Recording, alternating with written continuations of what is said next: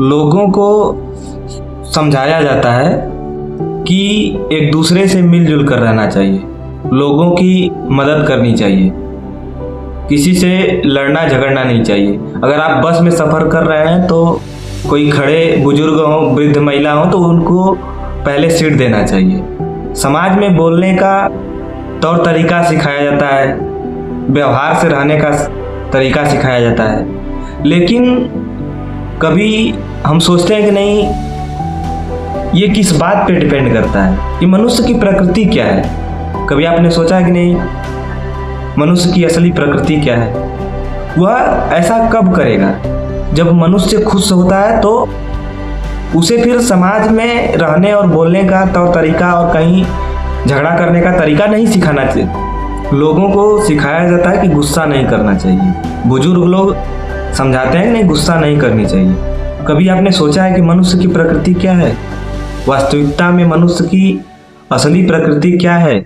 जब मनुष्य अंदर से खुश होता है, अंदर से वह जब शांत होता है, जब मनुष्य अंदर से शांत होता है तो वह बहुत खुश होता है, तो उसे ये सामाजिक चीज़ें और सामाजिक अनुशासन सलीका ये अपने आप होते हैं। ये फिर सिखाना नहीं पड़ता है। जब मनुष्य अंदर से शांत होता है और वो खुश होता है तो उसे सामाजिक अनुशासन और तौर तरीका ये सब सिखाना नहीं पड़ता है।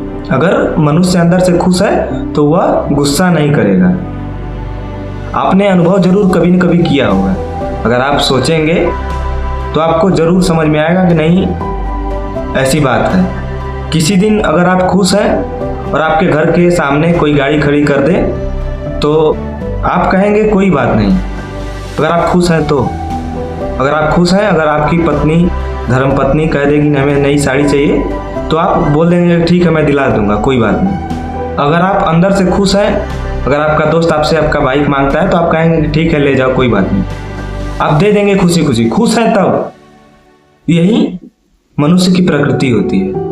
अगर आप वहीं नहीं खुश हैं तो आपकी धर्मपत्नी कहेगी नहीं साड़ी चाहिए तो मुझे साड़ी चाहिए, तो आप कहेंगे कि नहीं क्या होगी साड़ी, अभी तो साड़ी तो कई ठो है, बहुत साड़ियाँ हैं, क्या करोगे? अगर वहीं आपकी धर्मपत्नी कहेगी नहीं खाना जल गया तो आप चिल्ला उठेंगे। अगर वहीं नहीं खुश है तो दोस्त बाइक मांगा तो आप बोलेंगे क्या करोगे, मेरे पास नहीं, मैं नहीं दूंगा। यही मनुष्य की प्रकृति है। यह मैं कैसे कह सकता हूँ? जब आपके पास कोई लोग आया, अगर कोई आया, एक मान लीजिए बेचारा कोई गरीब आदमी आया और वो बोला कि नहीं मैं अनपढ़ हूँ, गरीब हूँ और बूढ़ा हूँ, तो क्या मैं शांति का अनुभव कर सकता हूँ? उसने अपने ज़िंदगी में 3 कमियां गिनाई, मैं बूढ़ा हूँ, गरीब हूँ और अनपढ़ हूँ, तो क्या मैं शांति का अनुभव कर सकता हूँ? शांति का अनुभव करने के लिए अमीर होना ज़्यादा मायने नहीं रखता और पढ़ाई लिखाई भी मायने नहीं रखती। आप ऐसा बता दीजिए जिंदगी कोई आदमी पढ़ा लिखा पैदा होता है, सारी भाषाएं, सारे अक्षर, पढ़ाई लिखाई सब यहीं पे आके वो सीखता है। कोई पढ़ाई लिखाई के खिलाफ नहीं होता, लेकिन मैं एक बात कह रहा हूँ कि जिस चीज़ के ऊपर हम अपना बुनियाद बनाते हैं वही बुनियादी एक दिन कामयाब होती है। पढ़ाई लिखाई सब कुछ नहीं है तो बूढ़ा आदमी भी शांत का अनुभव कर सकता है। वही मनुष्य की प्रकृति है। अगर मनुष्य शांत है तो सुख का अनुभव करेगा, खुश रहेगा, तो फिर उसे सामाजिक चीज़ें कुछ सिखाना नहीं पड़ेगा। कोई पढ़ा लिखा पैदा नहीं होता और जब कोई मनुष्य इस संसार से जाएगा तो फिर उसकी हालत वैसी ही होगी जैसे एक छोटे बच्चे की, वो हिल डुल रहा होगा, बोल नहीं पाएगा। हालत वैसी की वैसी रहेगी जैसे वो शुरू में संसार में आया था। जब इस संसार से आदमी जाने लगता है तो पढ़ाई लिखाई काम नहीं आती।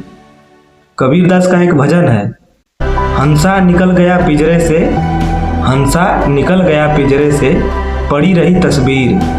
हंसा निकल गया पिंजरे से, खाली पड़ी रही तस्वीर। बहुत मनाए गए देवी देवता, बहुत मनाए पीर।